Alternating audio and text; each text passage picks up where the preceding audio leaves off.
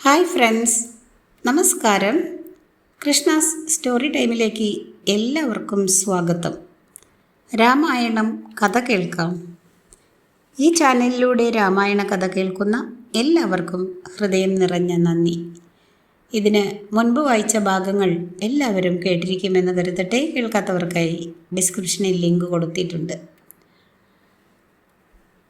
സചിത്ര രാമായണം എന്ന ഈ പുസ്തകത്തിൻ്റെ രചയിതാവ് കെ മനോജ് കുമാർ. പ്രസിദ്ധീകരണം സിസോ പബ്ലിഷേഴ്സ്, തിരുവനന്തപുരം.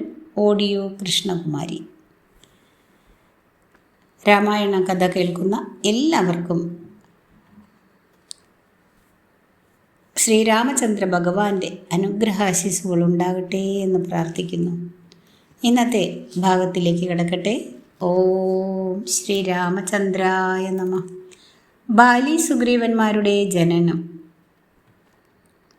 മുനിമാർ പോയതിനു ശേഷം രാമൻ പള്ളിയുറക്കം കഴിഞ്ഞ് പിറ്റേന്ന് എഴുന്നേറ്റു.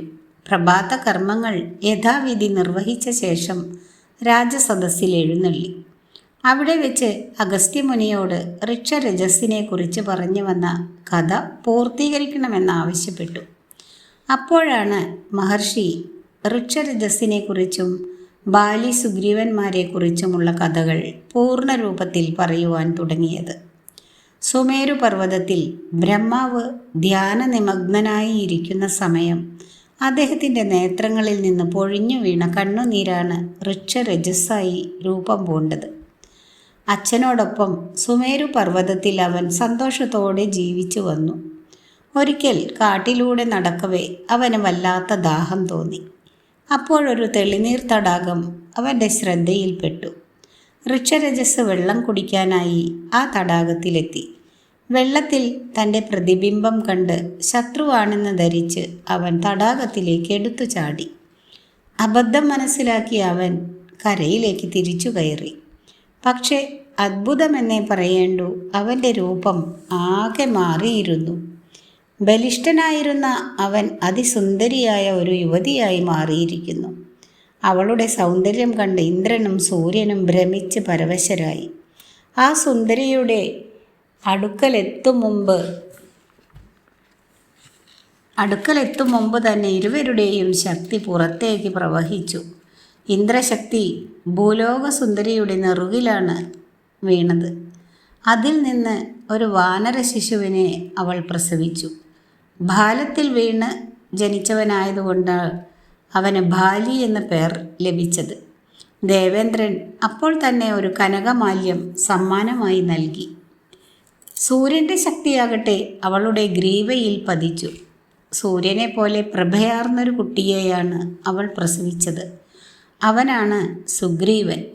തൻ്റെ ശിഷ്യനായ ഹനുമാനെ സുഗ്രീവൻ്റെ സഹായത്തിനായി നിയോഗിച്ച ശേഷം സൂര്യദേവൻ കർമ്മനിരതനായി മടങ്ങി. ഒരു ദിവസം കഴിഞ്ഞപ്പോൾ ഋക്ഷരജസ്സിന് തൻ്റെ പഴയ രൂപം തിരിച്ചു കിട്ടി. തനിക്ക് കിട്ടിയ മക്കളെയും കൂട്ടിക്കൊണ്ട് അവൻ ബ്രഹ്മാവിൻ്റെ മുമ്പിലെത്തി. വിശ്വകർമാവ് നിർമ്മിച്ച കിഷ്കിന്ധയിൽ പോയി താമസിച്ചു കൊള്ളുവാൻ ബ്രഹ്മാവ് മകനോട് അരുളി ചെയ്തു. അഭിഷേകം നടത്തി കിഷ്കിന്ധയിലെ രാജാവായി ഋക്ഷരജസ് സ്ഥാനമേറ്റു. ബ്രഹ്മാവിൻ്റെ ആജ്ഞ കിഷ്കിന്ധയിലുണ്ടായിരുന്ന വാനരന്മാരെ അറിയിക്കുന്നതിനായി ഒരു ദൂതനെയും ദേവൻ അയച്ചിരുന്നു. ആ കഥ പറഞ്ഞ ശേഷം രാവണൻ വൈദേഹിയെ കട്ടുകൊണ്ടുപോകാൻ കാരണമുണ്ടെന്നും അഗസ്ത്യമുനി പറഞ്ഞു. വിധാതാവിൻ്റെ പുത്രനായ സനൽകുമാര മഹർഷി താമസിച്ചിരുന്ന സ്ഥലത്ത് രാവണൻ ചെന്നു. ലോകത്തിലേക്കും വെച്ച് ശ്രേഷ്ഠൻ ആരാണെന്ന് രാക്ഷസ ചക്രവർത്തി ചോദിച്ചു. വൈകുണ്ഠാധിപനായ മഹാവിഷ്ണുവാണ് ശ്രേഷ്ഠനെന്ന് മഹർഷി മറുപടി പറഞ്ഞു. ദേവന്മാരിൽ നിന്ന് യുദ്ധത്തിൽ മരിക്കുന്നവൻ സ്വർഗത്തെത്തും, പിന്നീട് വീണ്ടും ഭൂമിയിൽ ജനിക്കുകയും ചെയ്യും. എന്നാൽ വിഷ്ണുവിൻ്റെ കൈകൊണ്ട് മരിച്ചാൽ അവൻ സായുജ്യമടഞ്ഞ് അവനിൽ തന്നെ ലയിക്കും. സനൽകുമാരൻ്റെ വാക്കുകൾ കേട്ട് രാവണൻ ആകാംക്ഷാഭരിതനായി. മഹാവിഷ്ണുവിനെ എങ്ങനെയാണ് നേരിടുവാൻ കഴിയുക എന്നവൻ ചോദിച്ചു. രാവണൻ കാത്തിരിക്കണമെന്നും അതിനുള്ള അവസരം അധികം കഴിയാതെ ഉണ്ടാകുമെന്നും രാവണനെ അറിയിച്ചു. ആ കഥ കുമാരൻ വിശദമാക്കുകയും ചെയ്തു. ത്രേതായുഗത്തിൽ ദശരഥപുത്രനായി മഹാവിഷ്ണു ഭൂമിയിൽ ജനിക്കുമെന്നും അദ്ദേഹം ഭാര്യയോടൊന്നിച്ച് വനവാസത്തിനായി എത്തുമെന്നും മുനി രാവണനോട് പറഞ്ഞു. ഇത്രയും പറഞ്ഞ ശേഷം അഗസ്ത്യമുനി രാമനോടായി പറഞ്ഞു, ഹേ രാമ, രാവണൻ ഏതു തരത്തിലും അങ്ങയുമായി പൊരുതുവാൻ തക്കം നോക്കിയിരിക്കുകയാണ്. എങ്ങനെയെങ്കിലും വൈരത്തിലേർപ്പെടണമെന്ന് നോക്കി നടക്കുമ്പോഴാണ് സീതാദേവിയെ അപഹരിക്കാൻ തീർച്ചപ്പെടുത്തിയത്.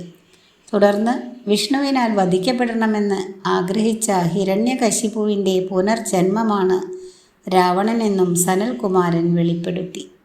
ഇക്കഥകൾ പറഞ്ഞ ശേഷം അഗസ്ത്യമുനിയും മറ്റു മുനിമാരും സാമന്ത രാജാക്കന്മാരും രാമചന്ദ്രനോട് വിട ചോദിച്ചു.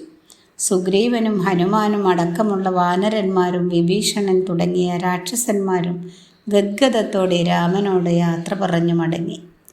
ഈ അവസരത്തിലാണ് വൈശ്രവണൻ്റെ സന്ദേശവുമായി പുഷ്പക വിമാനം അയോധ്യാപുരിയിലെത്തുന്നത്.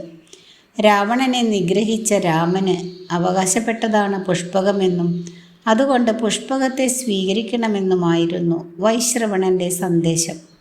പുഷ്പകത്തെ യഥോചിതം പൂജിച്ച ശേഷം താൻ ആഗ്രഹിക്കുമ്പോൾ മാത്രം വന്നാൽ മതി എന്ന് പറഞ്ഞ് രാമചന്ദ്രൻ തിരിച്ചയച്ചു.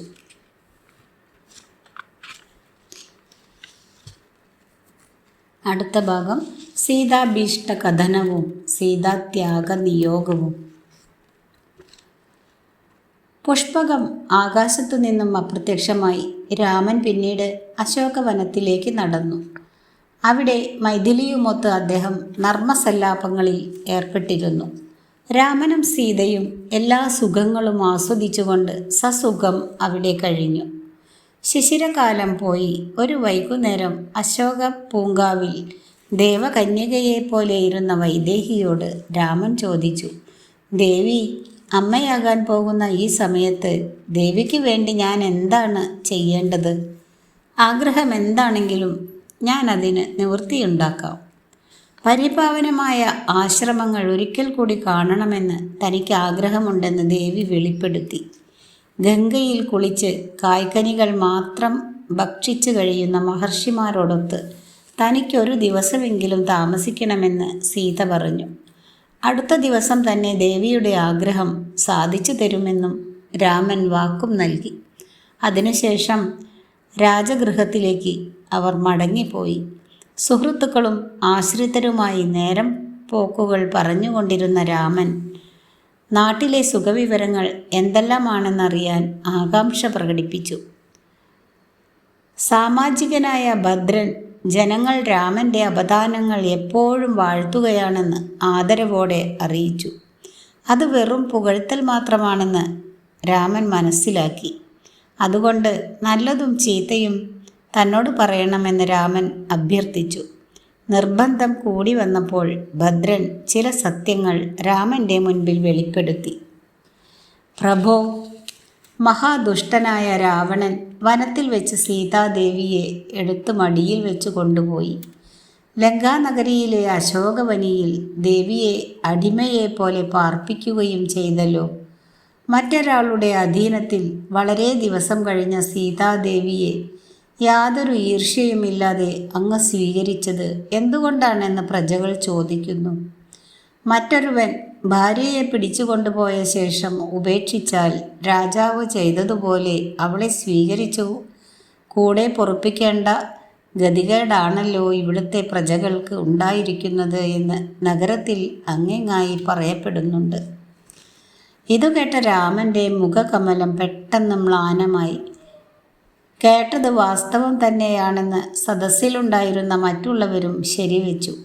രാമൻ ഉടൻ തന്നെ സുഹൃത്തുക്കളെ പറഞ്ഞയച്ചു.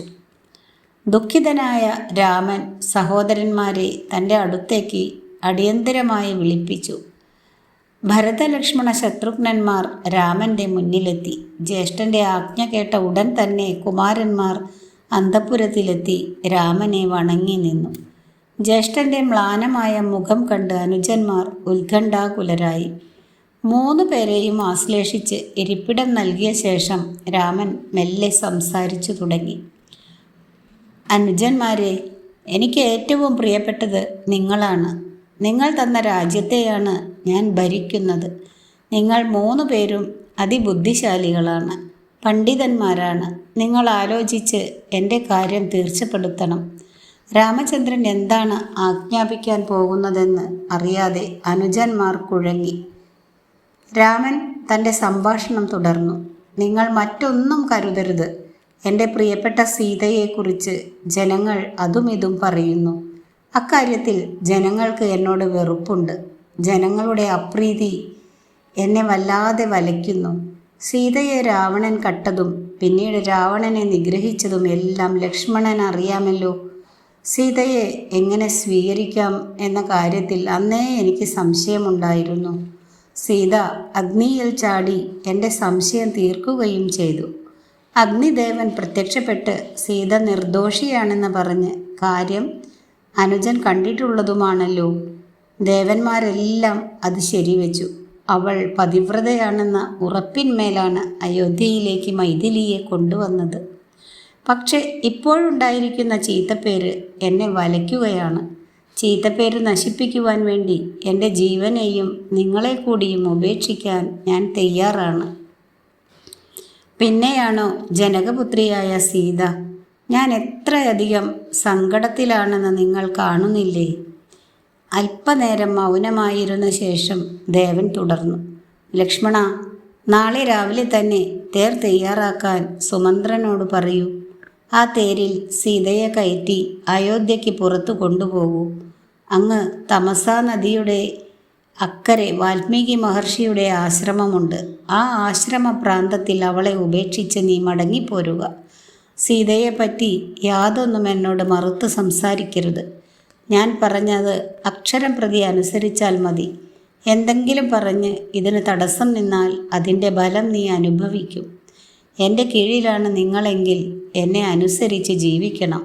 മാത്രമല്ല, ഗംഗാതീരത്തെ ആശ്രമ പ്രദേശങ്ങൾ തനിക്ക് കണ്ടാൽ കൊള്ളാമെന്നും സീത എന്നോട് പറഞ്ഞിട്ടുണ്ട്. ഇത്രയും പറഞ്ഞപ്പോഴേക്കും രാമചന്ദ്രൻ്റെ കണ്ഠമിടറി ദീർഘമായി നെടുവീർപ്പിട്ട് അനുജന്മാരെ വിട്ട് അന്തഃപുരത്തിലേക്ക് പോയി. ഇതോടുകൂടി ഇന്നത്തെ ഭാഗം അവസാനിപ്പിക്കുന്നു. അടുത്ത ഭാഗമായ സീതാനയനം അടുത്ത ദിവസം കേൾപ്പിക്കാം. വീഡിയോ ഇഷ്ടമായാൽ എല്ലാവരും ഒന്ന് ലൈക്ക്, ഷെയർ, സബ്സ്ക്രൈബ് എന്നിവ നൽകുക. ഇത്ര നേരം വാച്ച് ചെയ്തതിന് നന്ദി. Thank you.